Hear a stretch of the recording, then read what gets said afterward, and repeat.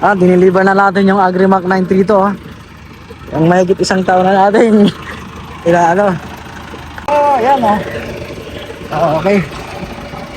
Then straight na rin. Dito yan sa bypass road ng Balayang, Cruz and San Jacinto, Victoria, Tarlac. So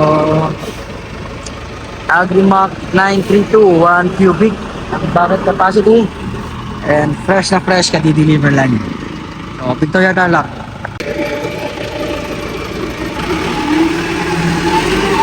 Bilang dodos dito sa lupang nabili ni sir.